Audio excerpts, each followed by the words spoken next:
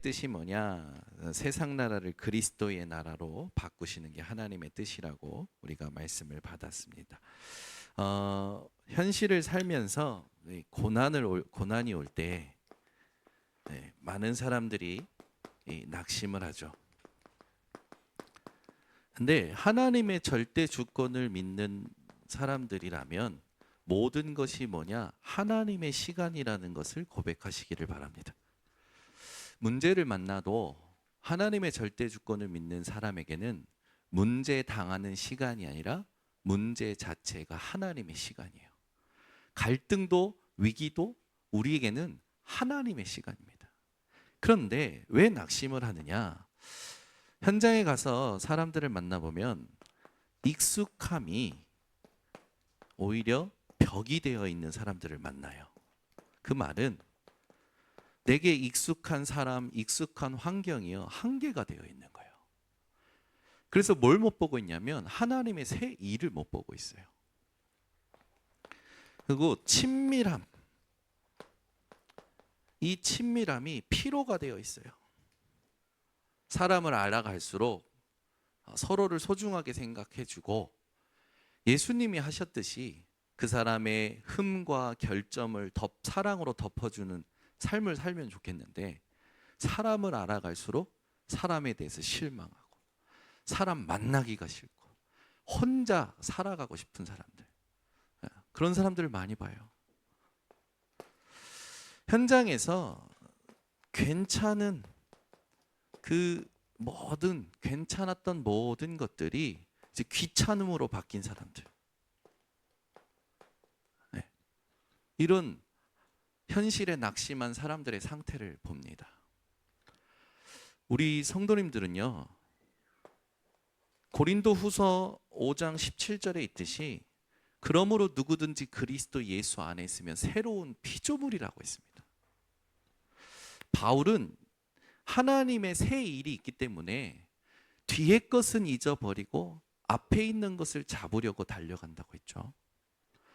바울은 자기가 가지고 있었던 익숙함, 모든 이 세계와 자기가 알고 그리고 자기가 배웠던 모든 것들, 그걸요 어떻게 여겼냐면 배설물로 여겼어요. 그러면서 오늘 하나님이 새 일을 행하실 거기 때문에 위에 있는 것을 잡으려고 달려간다라고 했죠. 이사야서 43장 18절에 보면 보라 내가 새 일을 행하리니 라고 말씀하십니다. 19절에 보면 사막에 길을 내시고 광야에 길을 내시고 사막에 강을 내신다고 얘기하셔요. 여러분, 하나님은 여러분을 새 사람, 그건 무슨 말입니까? 새 은혜와 새로운 상태, 이렇게 축복하신다라는 거예요. 매일, 매 순간, 매 사건마다 하나님은 새 일을 행하신다라는 겁니다. 이걸 여러분들이 찾아 누리는 상태가 회복이 돼야 되겠죠. 저희 두 딸이 오늘 이제 박태환 문학 경기장에서 이제 수영을 합니다. 이제 한 12시 15분쯤 이제 305경기, 317경기 평영을 합니다.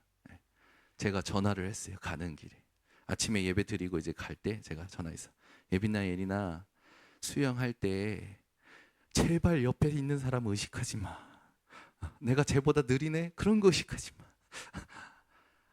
터치하는 그것만 보고 오직 예수, 오직 예수. 그랬더니 알겠어 아빠. 그리고 갔어요. 네, 기도가 돼요. 네, 이것들이 또 주의가 산만하거든요. 옆에 또 의식하면서 놀면서 하지는 않을까. 놀면서 해도 되죠. 이제 아이들을 이렇게 뭔가 도전시키고 직면시킬 때 저는 항상 우리 딸들이 하나님을 기억하도록 만듭니다. 왜 그러냐면 사람들은요 자기 수준에서 자기 열심으로 자기 성취감이 생기면 바벨탑을 쌓더라고요. 우리 성도님들을 한번 되돌아보세요. 매일 여러분 새로우십니까? 하나님은 우리를 매일 새롭게 하신다니까요. 그래야 여러분이 익숙함의 한계를 안 느끼고 친밀함의 피로를 안 느끼고 괜찮았던 그것들이 귀찮아졌는데 그 귀찮음이 사라진다니까요. 왜? 하나님은 매일 새 일을 행하실 거니까 행하고 계셔요. 바울처럼 뒤의 것은 잊어버리고 앞에 있는 것을 잡으려고. 이루었다 함도 아니요 얻었다 함도 아니요 위에서 부르신 부름의 상을 향하여 달려가노라. 우리 성도님들에게 매일 새로워지셨으면 좋겠어요. 그리스도 예수 안에서 얼마든지요. 그리스도 예수 안에서. 그 여러분 매일 보는 거울 속에 나가 새롭게 느껴지시기를 예수 그리스도로 축원합니다. 아이고 흰머리가 늘었네. 아이고 쭈구리 했네. 아이고 내가 이거 뽀드락이 났네. 뭐 이렇게 그러지 마시라니까. 여러분은 하나님이 기뻐하시는 자들입니다. 그 매일 새로워야 돼요. 직장의 상사, 여러분 주변의 친구, 가족 관계가요 매일 새로워야 돼요. 왜요? 그리스도 예수 안에 있기 때문에. 하나님이 새 일을 준비하셨기 때문에. 어디에 머물러 계십니까? 내 생각 속에 머물러 계지 마세요. 내 입장 속에 머물러 계지 마세요. 내 주장, 내 계획 속에 머물러 계시지 마시고 그리스도 예수 안에 머무르시길 바랍니다. 그러면 바울처럼 체험이 되어져요. 감옥에서도 내게 능력 주시는 자 안에서 내가 모든 것을 할 수 있느니라. 모든 것을 할 수 있느니라 그 말씀을 원어로 봤더니 감당할 수 있느니라. 어떤 일이 와도 괜찮다니까요. 문제, 사건, 위기가 와도 하나님의 시간입니다. 착각하지 마세요. 그래서 현실의 낙심은 상황이 아닙니다. 대부분 현실에 낙심하는 사람들은 상황 때문이라고 그래요. 근데 상황 때문이 아니라니까요. 이 상황을 어떻게 해석하느냐입니다. 세상에서도요, 문제, 위기 관리가 능한 사람들은요, 조그만 문제에 안 걸려 넘어져요. 기다립니다. 지켜봅니다. 그리고 준비합니다. 그리고 넘어서 버립니다. 그런 사람들이 그릇이 크잖아요. 저와 여러분은 하나님께서 예수 그리스도로 과거, 현재, 미래 모든 문제를 끝내셨습니다. 현실 속에 상황만 오면 낙심하는 분들에게 오히려 여러분들은요, 새로운 하나님의 일을 보여줄 수 있는 증인들로 부름받은 자들이에요.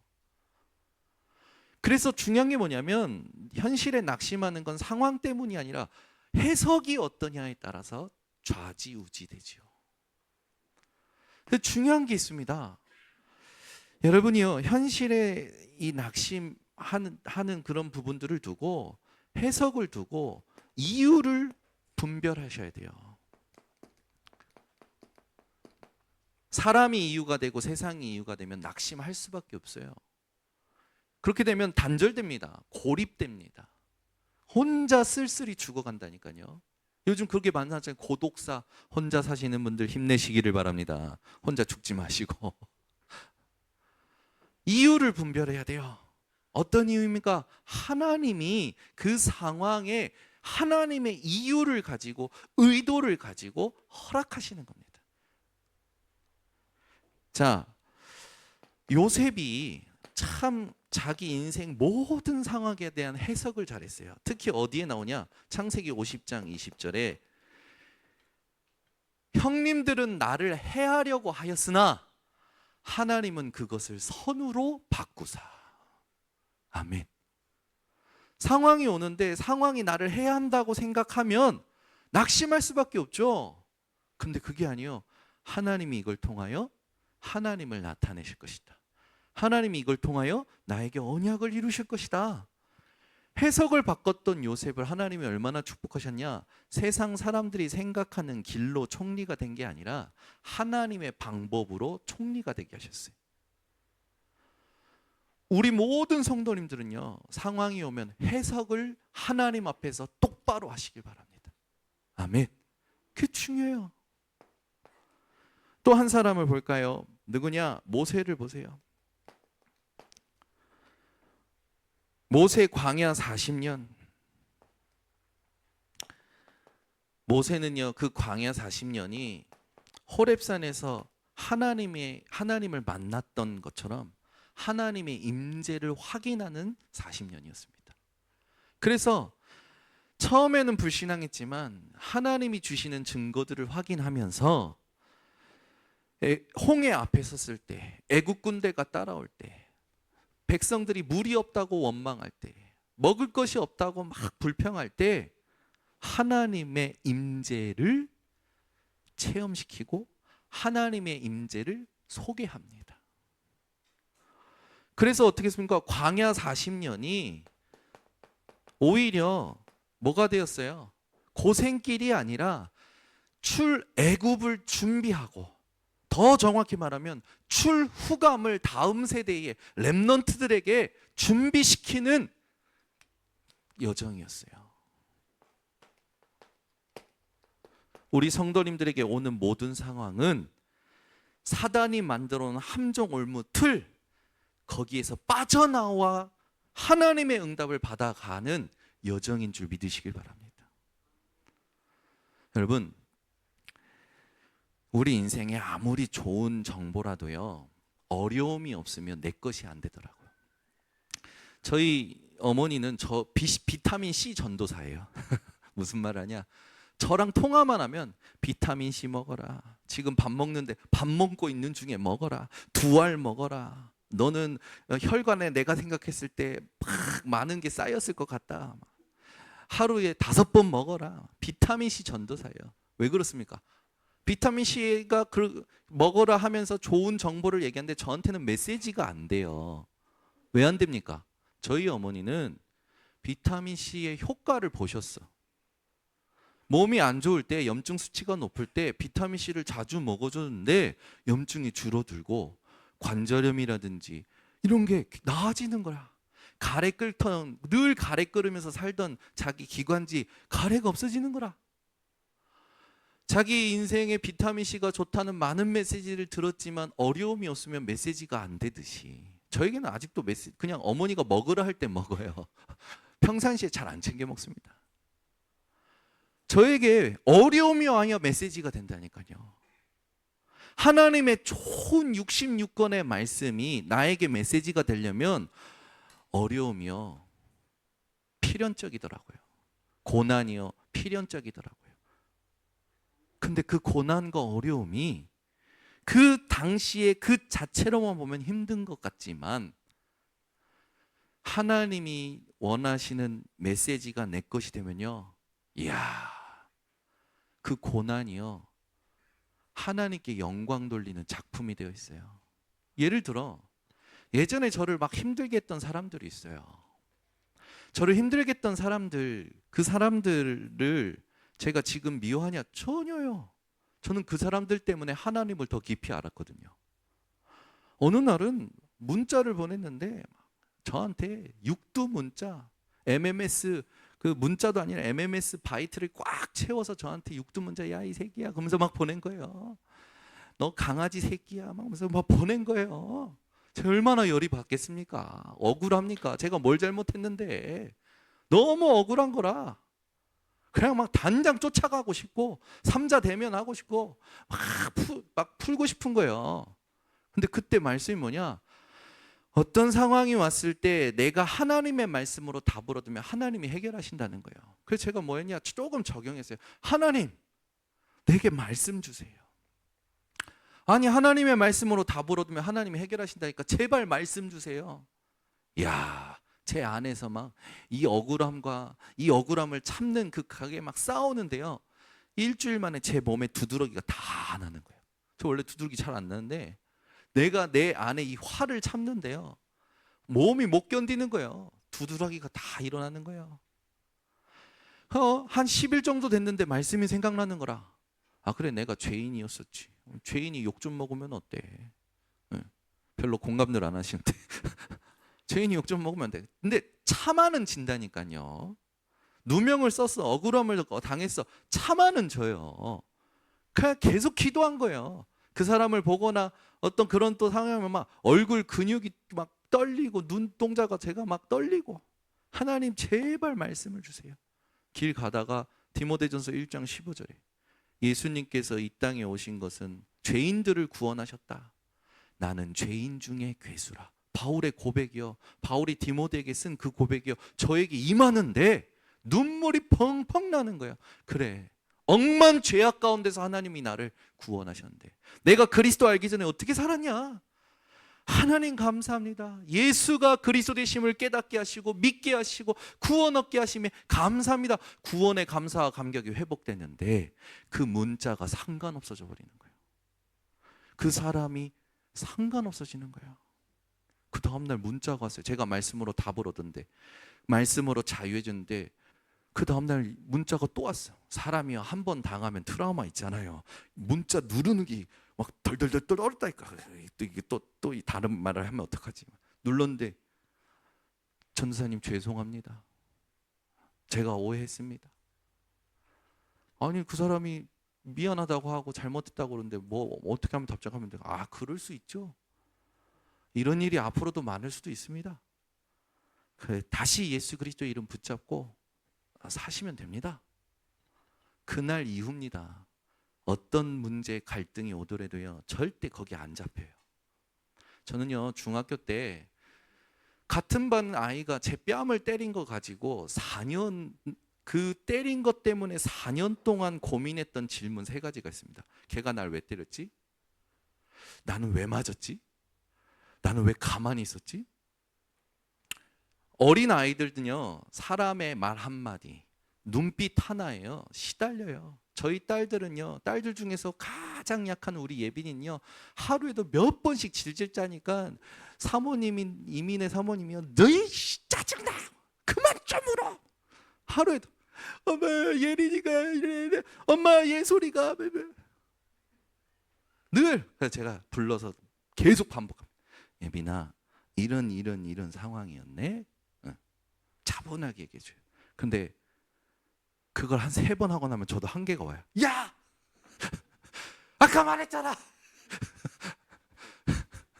아유, 짜증나. 좀 알아듣지. 막 좀 알아들었으면 좋겠는데.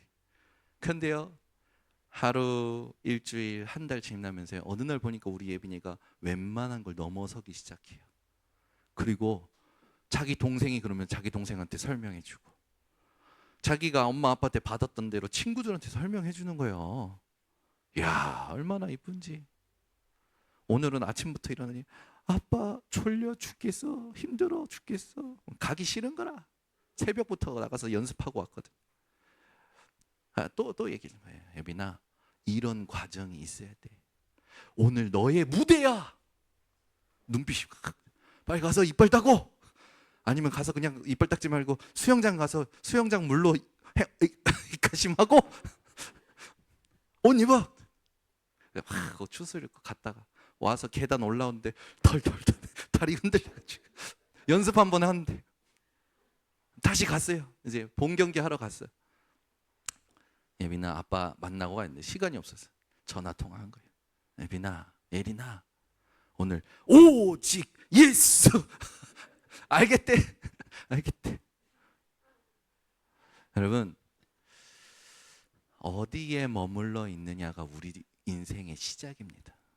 대부분은 자기 생각에 머물러서 하루를 시작해요. 자기 입장에 머물러서 하루를 시작합니다. 우리 성도님들은요, 말씀 속에서 시작하셔야 돼요. 하나님이 주신 구원의 감사, 감격을 그 안에서 하루를, 모든 일을 시작하셔야 됩니다. 그러면 지금 오는 문제, 갈등, 위기가 하나님의 시간이었음을 나중에 이야기해 줄 수 있는 증거를 얻는 여러분들은 증인이 되어집니다. 또 한 사람 보겠습니다. 이 다윗을 볼게요. 다윗이요, 사무엘에게 기름 부음 받고 나서 얼마나 큰 축복입니까? 얼마나 기뻤어요. 담대했잖아요. 골리앗 앞에 갈 때도 어찌 이유가 없겠습니까? 그런데요, 사울왕 때문에 도망자 신세가 돼요. 이 도망자 신세로 아둘람, 굴, 십, 황무지, 바란, 광야 도망자의 삶을 계속 삽니다. 이 여정이 이스라엘 왕으로서의 실력을 준비했던 게 아니라 하나님의 기름 부으심을 충만히 누리는 여정이었어요. 그래 다윗은 세팅이 되잖아요. 내 영혼아 네가 어찌하여 내 속에서 불안해하느냐, 어찌하여 내 속에서 낭망하느냐, 너는 여호와를 바라라. 시편을 보세요. 다윗이 쓴 시편을 쭉 보면요, 다윗은요 자기 심령에게, 자기 영혼에게 하나님을 기억하라고, 하나님의 언약과 하나님의 은택과 하나님이 함께 하심을 기억하라고 기도합니다. 이게 망대가 바뀐 사람이에요. 상황을 보면 문제 자체에, 갈등 자체에, 위기 자체에 빠져서 허우적거리는 인생이 아니라 문제는 하나님의 시간이다, 갈등은 하나님의 시간이다, 위기는 하나님의 시간이다, 하나님이 뜻을 이루시려고 나를 그리스도로 충만케 하시는 여정이다. 우리 성도님들의 고백이 되시고 기도가 되시기를 바랍니다. 오늘의 고난은 낙심하는 이유가 되거나 핑계가 되는 것이 아니라 오늘 본문을 통해서 결론을 내리시면 됩니다. 우리는 광야가 어렵다라고만 생각합니다. 근데 오늘 본문에는 하나님이 영적 전쟁하는 백성들을 광야로 보내시는데 예비하신 곳으로 보내신대요. 그러면서 그 말씀의 원어와 문맥과 모든 본질을 확인해 봤더니 이렇게 결론이 나왔어요. 광야는 하나님이 돌보시는 자리다. 지금 여러분이 어렵다고 하고 괴롭다고 하고 힘들다고 하는 그 광야의 현장이 하나님이 이 세 명의 증인들과 같이 여러분들을 돌보시는 자리임을 언약으로 붙잡으시기 바랍니다. 아, 이 사람이 하나님이 나를 돌보시는 자리를 누리도록 만드는 사람이구나. 이 문제 갈등이가 그런 거구나. 그래서 여러분들은요, 적을 정확히 알아야 돼요. 지피지기면 백전불패라는 말이 있어요. 적을 알고 나를 알면 100번 싸워도 지지 않는다라는 말입니다. 근데 그리스도인은 지피지기면 백전백승입니다. 적을 알고 내 상태를 알면 100번 싸워도 100번 다 이깁니다. 이게 우리가 해야 될 확신이죠. 그러면 오늘 본문에 아주 정확하게 나오죠. 사탄의 정체, 옛 뱀, 큰 용, 마귀, 이런 이름들입니다. 사단은 특별히 오늘은 어떤 단어로 함께 좀 봤으면 좋겠냐면 사단의 일이 있어요. 사단의 일이 오늘 보니까 밤낮 하나님께 우리를 참소한다. 이 참소라는 건요, 비방하고 지적질하고 비난하는 거예요. 이 사단은요, 욥에게도 그렇게 했잖아요. 욥기서 1장 9절에서 11절에 보면 하나님 욥이 어찌 이유가 없어서 하나님을 경외했습니까? 하나님이 지금 축복하시니까 욥이 하나님을 경외하는 겁니다. 저 시험을 줘보세요. 저거 반드시 하나님이 원망합니다. 사단이요, 지금도 이렇게 참소한대요. 사단이 지금도 이렇게 하는 거예요. 말세에 비방하는 자들이 있다고 했어요. 서로 막 과장해가지고 이 사람을 막 깎아내리고 이 사람을 막 힘들게 하는 일들이 말세에 일어난다고 했어요. 2장 4절에서 5절에도 이 사단이 하나님께 욥을 참소합니다. 하나님이 또 말씀을 통해서 확인했는데 스가랴 3장 1절에서 5절을 한번 찾아보세요. 이 사단이 하는 짓이 뭔지. 스가랴 3장 1절에서 5절입니다. 구약성경 맨 뒤에 말라기 앞에 스가랴가 있어요. 스가랴 3장 1절에서 5절입니다. 분명히 이 참소한다라는 단어를 오늘 여러분들 붙들고 그 세상이 지금 서로 참소하는 부분들이 어떤 부분이며 나도 이런 부분이 있지는 않는가? 여러분들이 돌아보시면서 이 일을 그만두셔야 돼요. 스가랴 3장 1절에서 5절 합독합니다. 대제사장 여호수아는 여호와의 천사 앞에 섰고 사탄은 그의 오른쪽에 서서 그를 대적하는 것을 여호와께서 내게 보이시니라. 여호와께서 사탄에게 이르시되 사탄아 여호와께서 너를 책망하노라. 예루살렘을 택한 여호와께서 너를 책망하노라. 이는 불에서 꺼낸 그슬린 나무가 아니냐 하실 때에 여호수아가 더러운 옷을 입고 천사 앞에 서 있는지라. 여호와께서 자기 앞에 선 자들에게 명령하사 그 더러운 옷을 벗기라 하시고 또 여호수아에게 이르시되 내가 내 죄악을 제거하여 버렸으니 내게 아름다운 옷을 입히리라 하시기로 내가 말하되 정결한 관을 그의 머리에 씌우소서 하매 곧 정결한 관을 그 머리에 씌우며 옷을 입히고 여호와의 천사는 곁에 섰더라. 자 보세요. 사단은요 하나님께 여호수아가 참소합니다. 이렇다 저렇다. 그런데 하나님은 뭐라고 하시냐? 너는 완전 새카맣게 타면 그슬린 나무랑 같구나. 근데 여호와께서는 여호수아에게 어떻게 하십니까? 부정한 옷, 더러운 옷을 제거하시고 아름다운 옷을 입히시고 관을 씌우십니다. 예수님께서는 우리의 흠과 결점을 하나님의 사랑으로 덮어셔요. 사단은요 자꾸 들춰요. 여러분 사람이 조금 실수한 거 가지고요 막 그 사람에 대해서 함부로 얘기하는 사람들 있죠. 사단과 똑같습니다.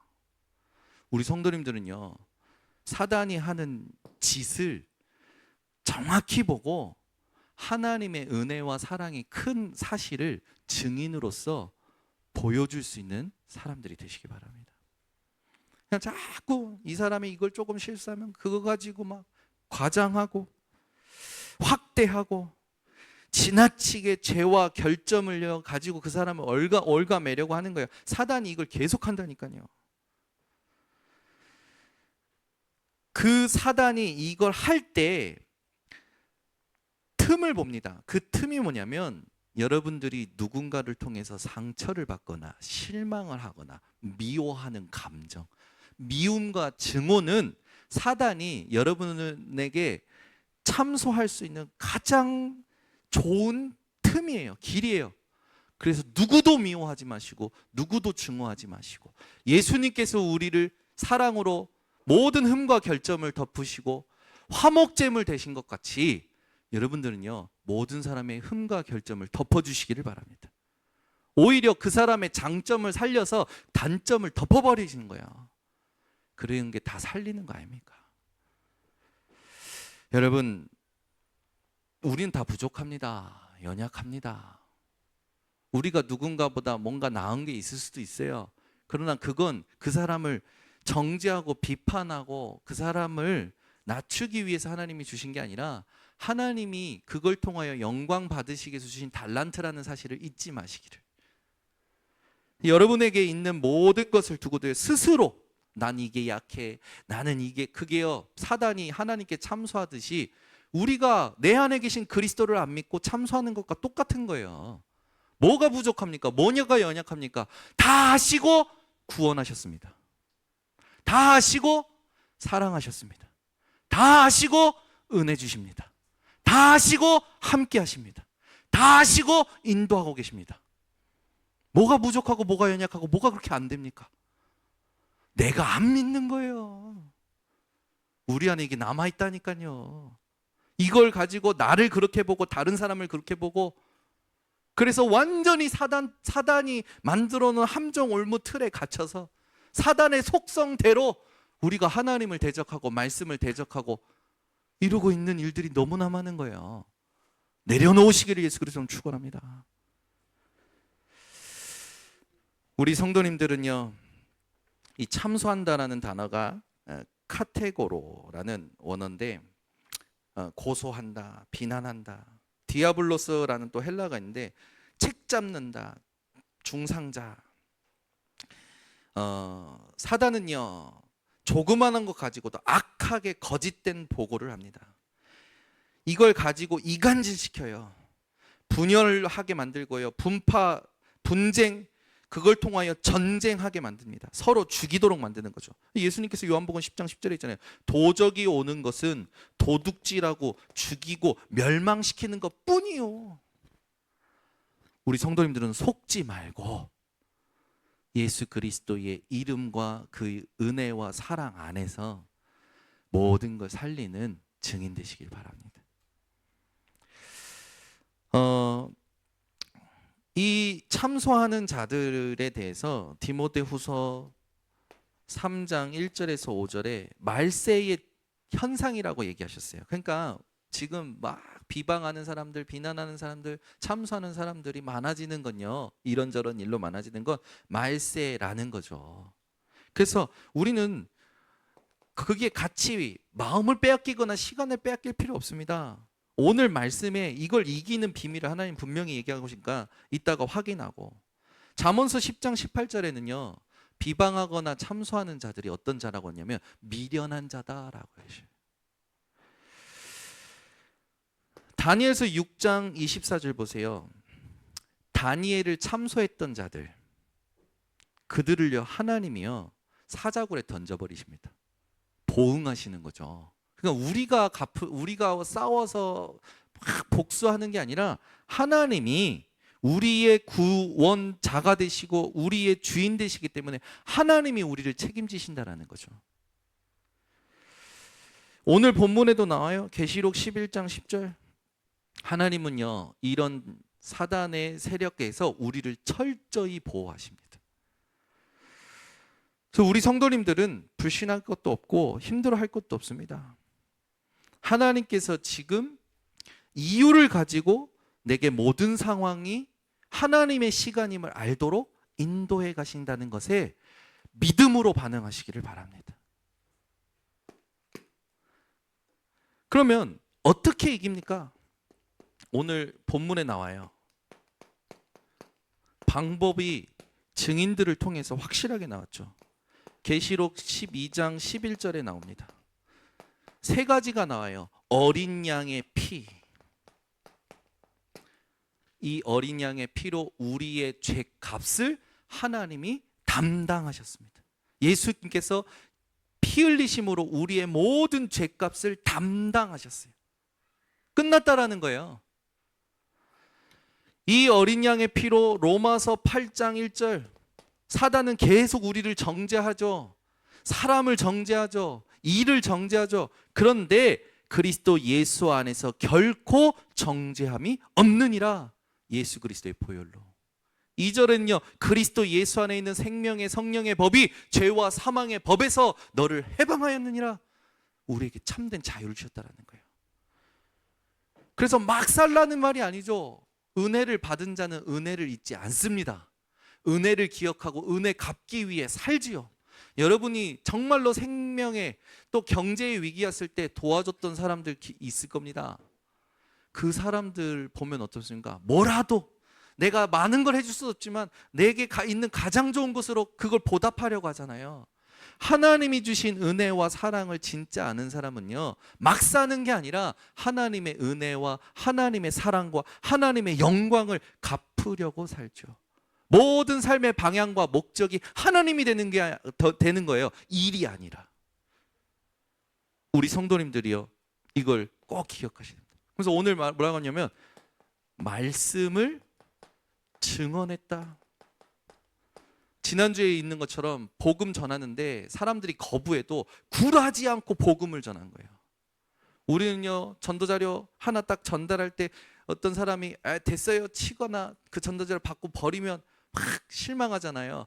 아니에요 여러분, 그건 그 사람을 향한 하나님의 시간표가 있는 겁니다. 우리는 때를 얻든지 못 얻든지 그리스도의 복음을 담대히 증언할 사명을 가지고 있죠.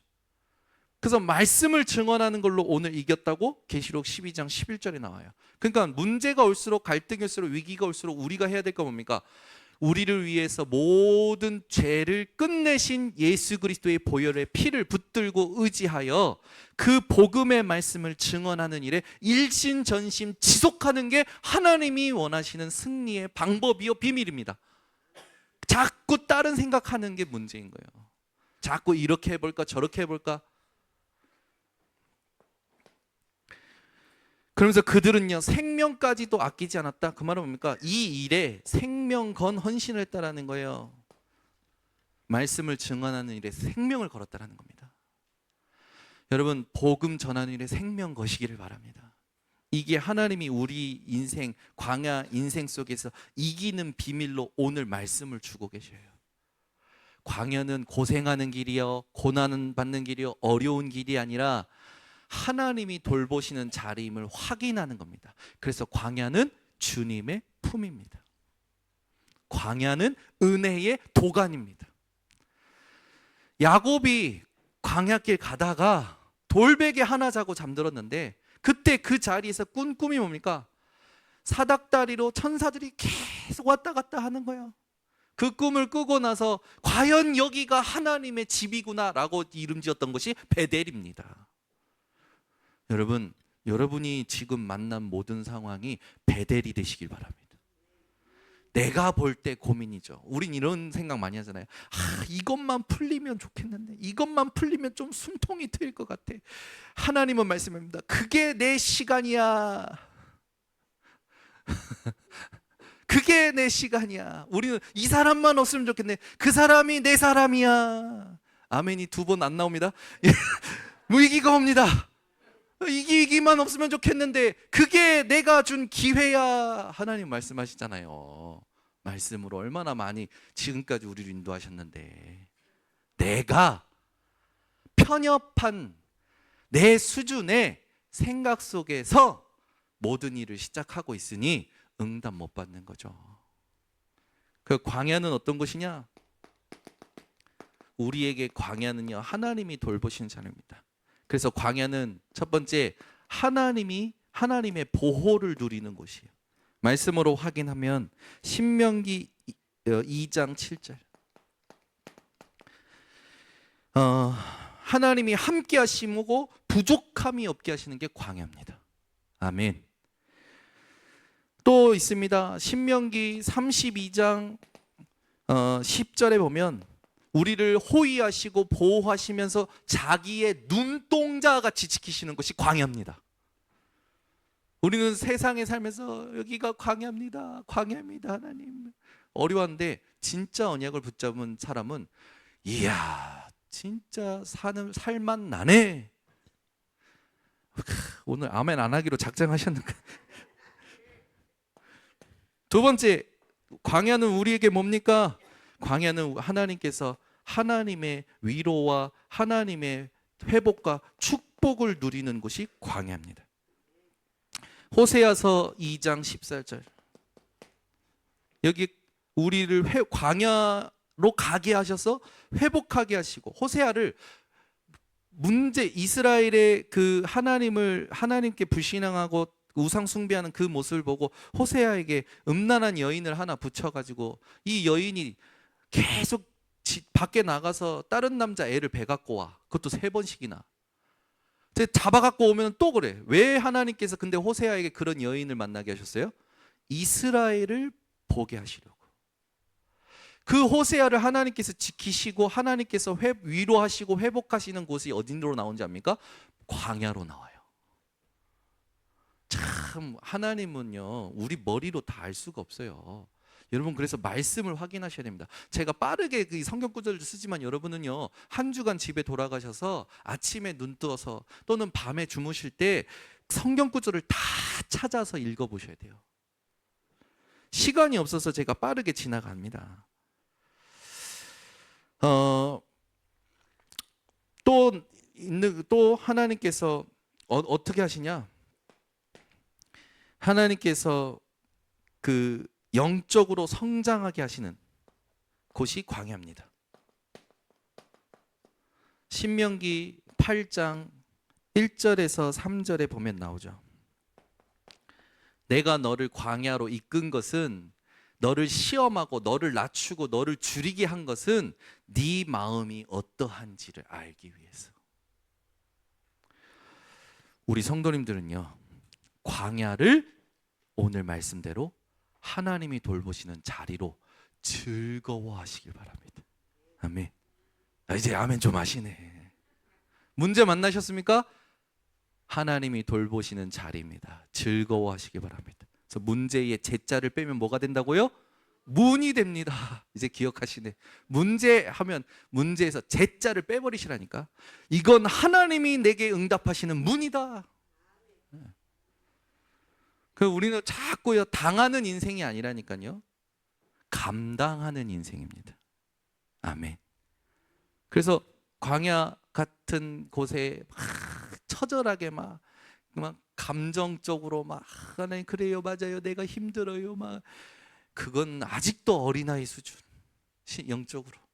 여러분은 광야를 즐거워하시고 광야를 즐기시고 광야로 가시기 바랍니다. 아무도 없는 곳에 아무것도 없는 곳에 하나님이 준비하신 것이 있음을 믿음으로 발걸음을 옮기시길 바랍니다. 아멘.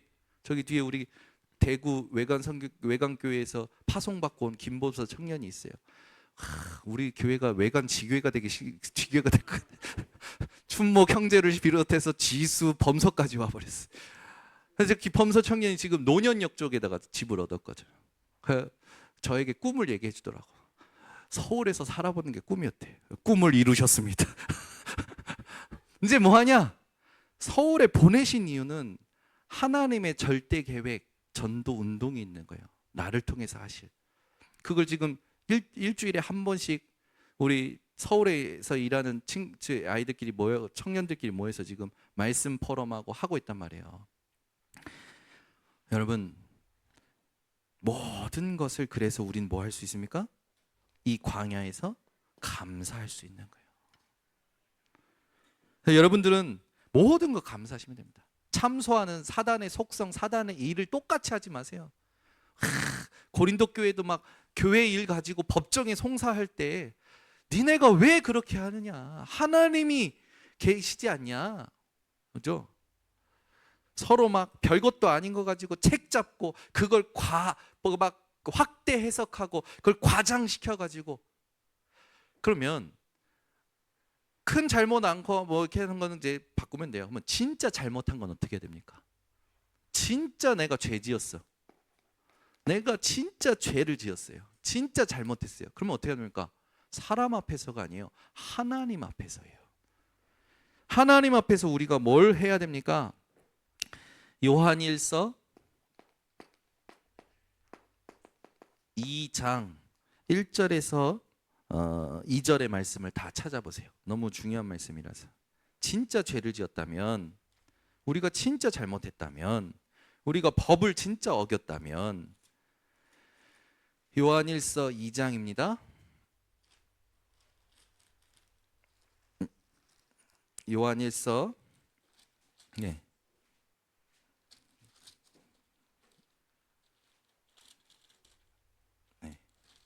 자, 1절부터 2절 같이 함께 합독합니다. 나의 자녀들아 내가 이것을 너희에게 쓰면 너희로 죄를 범하지 않게 하려 함이라. 만일 누가 죄를 범하여도 아버지 앞에서 우리에게 대언자가 있으니 곧 의로우신 예수 그리스도시라. 그는 우리 죄를 위한 화목제물이니 우리만 위할 뿐 아니요 온 세상의 죄를 위하심이라. 아멘. 진짜 죄를 범하였다면 화목제물 대신 그리스도 붙들면 되는 겁니다. 그걸 어디 앞에서요? 하나님 앞에서. 사람들은 과거의 실수, 과거의 실패를 가지고 나를 향하여 이미지를 만들어 보잖아요. 선입견을 만들어 버리잖아요. 그래서 사람은 믿을 대상이 아니에요. 사람은 사랑해야 될 대상이고 사람은 긍휼히 여겨야 할 대상입니다. 오직 우리가 어디에 서야 됩니까? 하나님 앞에 서야 되는 거예요. 그래서 진짜 우리가 죄를 범하였다면 시편 32편 5절에 죄를 어떻게 하라고요? 하나님 내가 죄인입니다. 시인하라고 했어요. 하나님 앞에서, 사람이 아니라 하나님 앞에서 하시면 하나님이요 모든 것을 위로하시고 회복하시는 은혜를 주십니다. 그래서 우리 성도님들은요 진짜 죄를 범하였다면 이렇게 하시면 돼요. 법적으로 뭐 여러 가지 법을 잘 몰라서 실수할 때도 있잖아요. 책임을 져야 되는 거죠. 그리고 정죄로는 넘기지 말되 우리가 해야 될 거 뭡니까? 우리의 정체성과 사명은 포기하면 안 돼요. 사람들 보면 자기가 실수한 것 때문에 죄책감, 죄의식 가져가지고 정체성과 사명도 다 잃어버려. 그래서 어떻게 하냐면 무기력하게 살아. 무기력하게. 하나님이요, 성경에 보면 우리 얼굴을 부싯돌같이 굳게 하신다고 그랬어요. 그러니까 여러분은요, 실수했더라도 내가 또 복음을 놓쳤구나 인정하고, 하나님 내가 이렇게 연약합니다. 사람 앞에도 내가 복음을 놓쳤고 또 그 부분을 내가 놓쳤습니다 인정하고 하나님의 은혜 속에 더 들어가서 여러분의 진짜 정체성과 사명을 회복하고 누리셔야 돼요. 근데 대부분은 현실에 낙심해 버려가지고 정체성과 사명마저도 포기해 버리더라고. 그건 하나님 원하시는 게 아닙니다. 우리 성도님들은 꼭 이 부분을 속지 마시고 승리하시기를 바랍니다. 결론을 맺겠습니다. 그래서 광야인 세상은 우리의 무대입니다.